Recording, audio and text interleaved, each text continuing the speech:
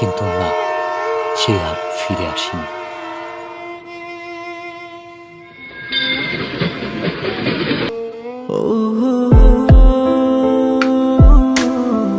তবে এসেছিল এই আজ থেকে অনেক দূর জেলা সীমান্তবর্তী জেলা শেরপুরের প্রত্যন্ত একটি গ্রাম। এই মায়াবিনী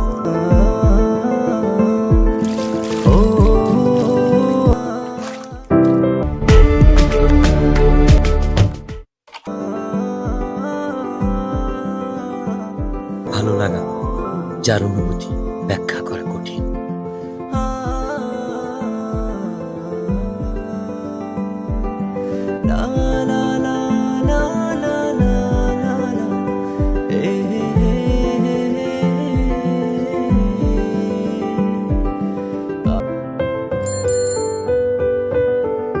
কিভাবে বোঝাই তাকে যা বলতে চেয়েও পারিনি।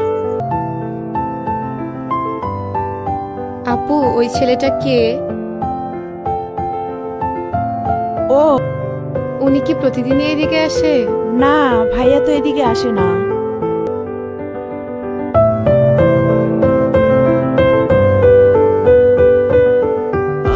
অপেক্ষার প্রহর যেন কাটছেই না। বলতে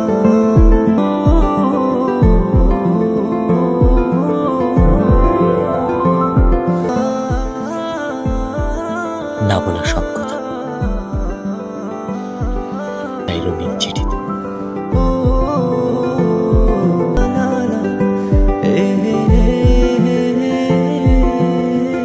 প্রথম চিঠি, নাম না জানা একজনকে ঘিরে।